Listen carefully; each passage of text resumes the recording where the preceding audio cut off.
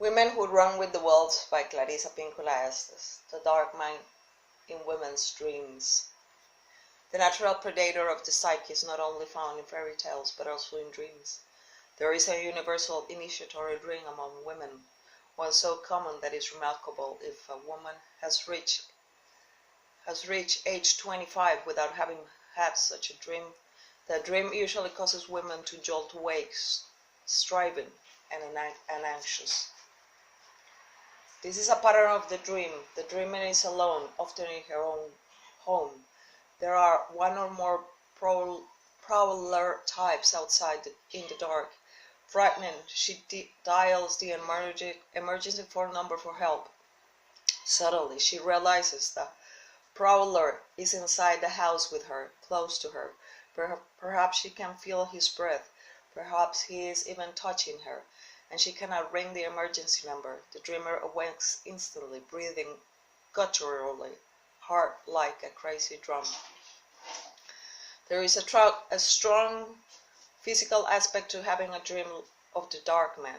The dream is often accompanied by sweat, snuggle, hoarse breathing, heart pounding, and sometimes cries and moans of fear from the dreamer.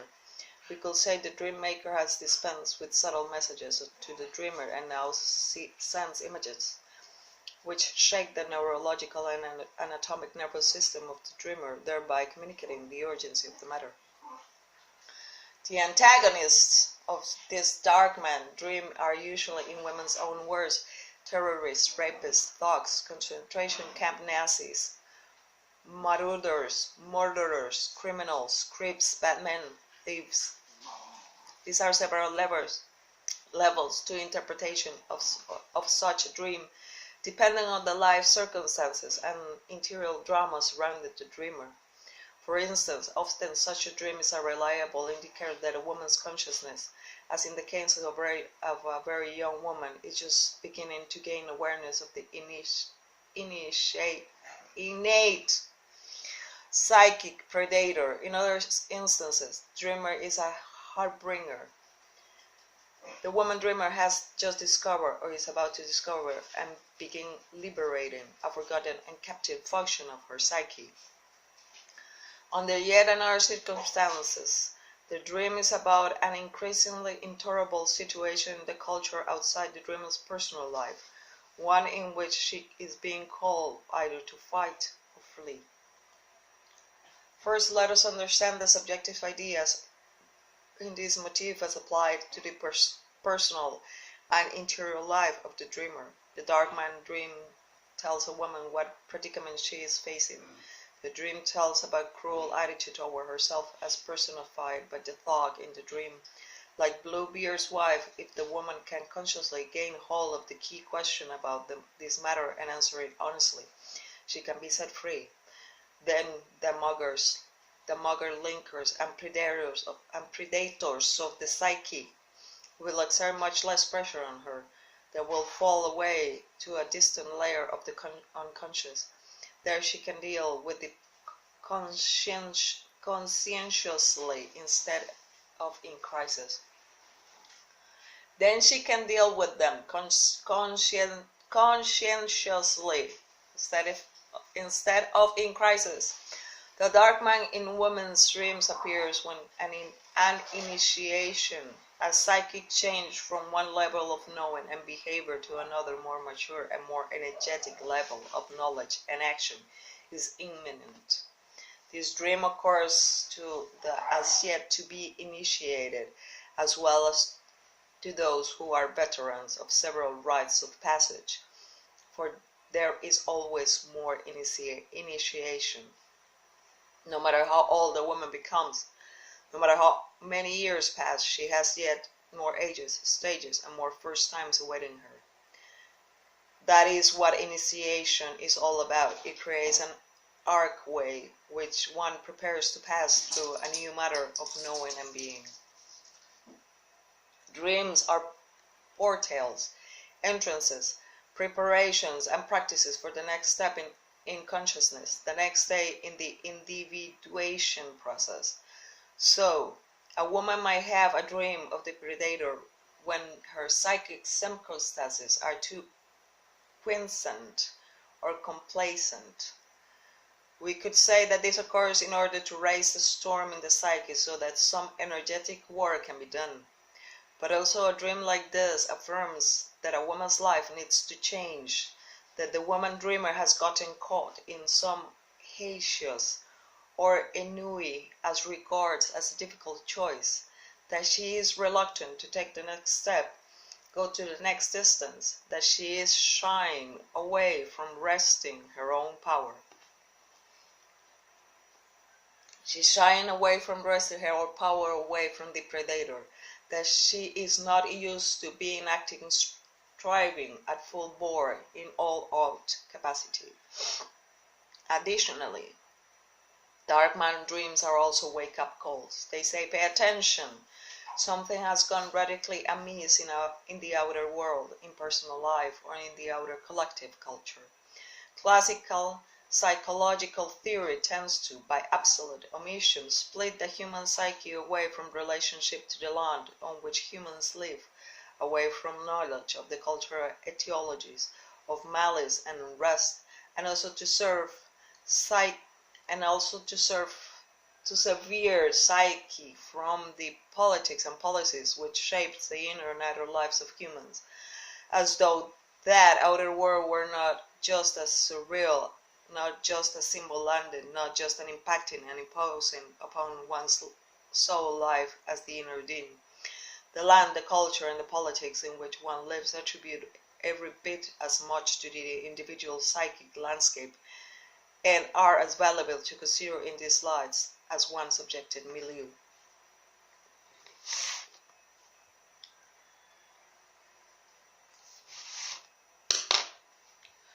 When the other world has intruded on the basic soul life of one individual or of many, dark man dreams come in legions. It has been fascinating to me to have gathered dreams from women afflicted by something gone wrong in the outer culture, such as those living near the poisonous smelter at New York City, Idaho, to dreams dreamt by some extremely conscious women actively involved in social action and environment protection, such as Las Guerrillas Compañeras, warrior sisters in La Quebrada Outback in Central America, women in the Cofradíos de Santuarios in the United States, and civil rights proponents in Latino country. They all dream many dark dreams. Generally, it will appear that to the naive and non-cognizant dreamers, these are meant as wake-up calls. Hold off, pay attention, you are in danger. And to those women who are quite conscious and involved in social action, the Dharma dream seems to be almost a tonic which reminds the woman what she is up against, which encourages her in turn to stay strong, stay vigilant, and continue the work at hand. So when women dream of natural predator, it is not always or solely a message about the interior life. Sometimes it is a message about the threatening aspects of the culture one lives in, whether it be a small but brutal culture at the office, one within their own family, the lands of their neighborhood, or as wide as their own religious or national culture. As you can see, each group and culture appeals to also have its own natural psychic predator, and we see from history that there are eras in cultures during which the predator is identified with and allowed absolute sovereignty until the people who believe otherwise become a tide. While such psychology emphasizes the family causes of angst in humans, the cultural component carries as much weight, for culture is the family of the family. If the family of the family has various sickness, then all the families within the culture will have to struggle with the same malices. In my heritage, there is a saying, cultura cura, culture cures. If the culture is a healer, the families learn how to heal. They will struggle less, be more reparative, far less wounding, far more graceful and loving, in a culture where the predator rules, all new life needing to be born, All life needing to be gone is unable to move, and the soul lives of its citizenry are paralyzed with both fear and spiritual famine. Why this intruder, which in women's dreams most often takes the shape of an intrusive male, seeks to attack the instinctual psyche and its wildish knowing powers in particular, no one can say for certain. We say it is the nature of the thing, yet we find these destructive processes exacerbated when the culture surrounding a woman touts, nourishes, and protects destructive attitudes toward the deep instinctual and soulful nature. Thusly, this destruction of cultural values to which the predator avidly agrees grows stronger within the collective psyche of all its members. When a society exhorts its people to be distrustful and of shun the deep instinctual life, then an auto-predatory element in each individual psyche is strengthened and accelerated. Yet even in an oppressive culture in which women are wild, women still lives and thrives or even glimmers, there will be the key question asked, not only die once we find ours useful for insight into ourselves, but also ones about our culture. What stands behind these proscriptions? I see in the outer world what goodness or useful of the individual, of the culture, of thy earth, of human nature has been killed or lies dying here. As these issues are examined, the woman is enabled to act according to her own abilities, according to her own talents, to take the world into one's arms and act toward it in a soul-filled and soul-strengthened manner. It is a powerful act of wildish spirit. It is for this reason that the wildish nature in women must be preserved, even in some instances guarded with extreme vigilance, so that it is not suddenly abducted and garroted. It is important to feed this instinctive nature, to shelter it, to give it increase, for even the most restrictive conditions of culture, family, or psyche, there is far less paralysis in women who have remained connected to the deep and wild instinctual nature. Though there be injury if a woman is captured and of tricked into remaining naive and compliant, there is still left adequate energy to overcome the capture, to evade it, to outrun it, and eventually to sunder and render it for their own constructive use. There is one other specific instance in which women are highly likely to experience dark man dreams, and that is when one's internal creative fire is smoking and baking all by itself, when there is little fuel left in the corner, or when the white ashes grow deeper every day, yet the cookpot remains empty. These syndromes can occur even when we are veterans to our art, as well as when we first seriously begin to apply our gifts outwardly. They occur when there is a predatory intrusion into the psyche, and as a result we find every reason to do anything and everything except sit there or stand there or travel there in order to execute whatever it is that we hold dear. In these cases, the dark mind dream, even thought accompanied by heart-jumping fear, it is not an ominous dream. It is very positive one about a proper timely need to awaken to a destructive movement within one's own psyche, to that which is still in one's fire, intruding on one's vim, robbing one of the place, the space, the time, the territory to create. Often the created life is slowed and stopped because something in the psyche has very low opinion of us, and we are down there groveling at its feet instead of bumping it over the head and running from freedom. In many cases, what is required to arrive the situation is that we take ourselves, our ideas, our art, far more seriously than we have before. Due to the wide breaks in matrilineal and patrilineal succor over many generations, the expenses of value one's creative life, that is, valuing the utterly original, beauteous,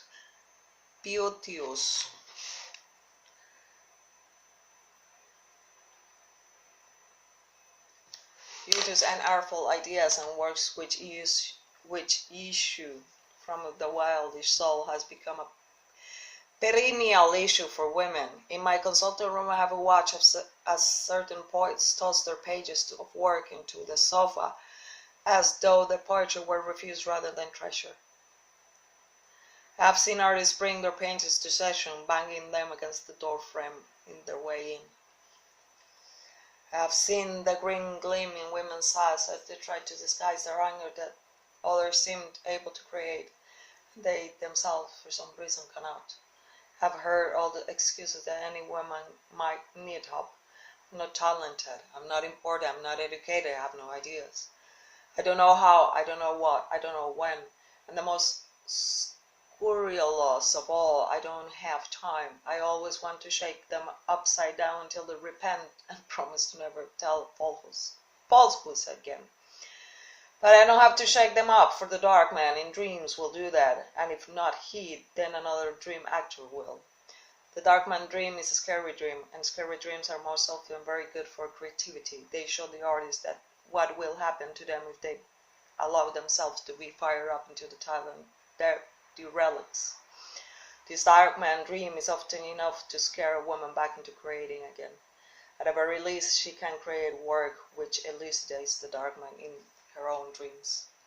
The threat of the dark man serves as a warning to all of us. If you don't pay attention to the treasures, they will be stolen from you. In this matter, when a woman has one of a series of these dreams, it interferes with a huge gate is opening to the initiatory wounds, where her revaluing of her gifts can occur. There, whatever has been incrementally destroying her or robbing her can be recognized, apprehended, and dealt with.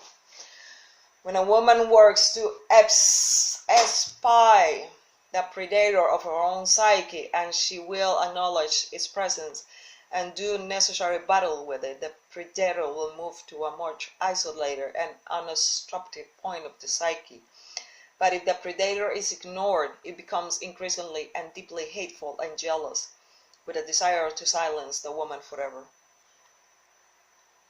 At a very mundane level, it is important for a woman having dark man and blue-beard sorts of dreams to cleanse her life of as much negativity as she can. Sometimes it is necessary to limit or think our certain relationship for if a woman is outwardly surrounded by persons who are antagonistic to or careless about her deep life, her interior predator is fed by this and develops extra muscle within her psyche and more aggression toward her. Women are often highly ambivalent about aggression toward the intruder. Women are often highly ambivalent about aggression toward the intruder, for they think it is a damned if I do, damned if I don't situation. If she doesn't break away, the dark man becomes her keeper, and she his slave. If she does break away, she pursues her resolutely as though he owns her. Women fear that he will hunt them down in order to bring them back into submission, and this fear is reflected in the context of their dreams. And so it is common for women to kill off their entire original, creative, soulful, and wishful natures in response to threats from the predator. That is why the women lie as skeletons and cadavers in Bluebeard's cellar. They learned of the trap, but too late. Consciousness is the way out of the box, the way out of torture. It is the pathway from the dark man, and women are entitled to fight tooth and nail to have it and keep it. In Bluebeard's story, we see how a woman who falls under the spell of the predator rouses herself and escapes him wiser for the next time. The story is about the transformation of four shadowy introjects, which are in particular contentions. For women, have no integrity of vision, have no deep insight, have no original voice, have no decisive action. In order to banish the predator, we must unlock or pry ourselves and other matters open to see what is inside. We must use our abilities to stand what we see. We must speak our truth in a clear voice. We must be able to use our wits to do what needs to be about what we see. When a woman's instinctual nature is strong, she instinctively, my God, this is so badly written, this copy of this. When a woman's instinctual nature is instinctually recognizes the innate predator by sense, sight, or hearing, anticipates its presence, hears its approaching, and takes steps to turn it away. The instinct injured woman, the predator, is upon her before she registers its presence. For her listening, her knowing, and her apprehension are impaired, mainly by introjects which exhort her to be nice, to behave, and essentially to be blind, to being misused. Physically, it is difficult at first glance to tell the difference between the uninitiated, who are as yet young and therefore naive, and women who are injured and in instinct. Neither knows much about the dark predator, and both are therefore still credulous. But fortunately for us, when the predatory element of a woman's psyche is on the move, it leaves behind unmistakable tracks in her dreams. These tracks eventually lead to its discovery, capture, and containment. The cure for both the naive woman and the instinctive injured woman is the same: practice. Listening to your intuition, your inner voice. Ask questions, be curious, see what you see, hear what you hear, and then act upon what you know to be true. These instinctive powers are given to your soul at birth. They have been covered over, perhaps by years and years of ashes and excrement. That is not the end of the world, for this can be washed away. With some chipping and scrapping and practice, your perceptive powers can be brought back to the pristine state again. By retrieving these powers from the shadows of our psyches, we shall not be simple victims of internal or external circumstances. No matter how culture, personality, psyche, and other might demand women be dressed and behave, no matter how others may wish to keep all females in a gaggle with 10 dozen dueñas, chaperonas nearby, no matter what pressures attempt to compress a woman's soulful life, they cannot change the fact that a woman is what she is, and that this is dictated by the wild unconscious, and that it is very, very good. It is crucial for us to remember that when we have a dark man dreams, there is always an opposing, that is, balancing power, poised and waiting to help us. When we initiate wildish energy in order to balance the predator, guess who immediately shows up? Wild woman comes diving over whatever fences, walls, or obstructions the predator has erected. She's not an icon to be hung on the wall like a retablo, religious painting. She's a living being who becomes to us anywhere under any conditions. She and the predator have known each other a long, long time. She tracks him through dreams, through stories, through tales, and through women's entire lives. Whatever he is, she is, for she is the one who balances his predations.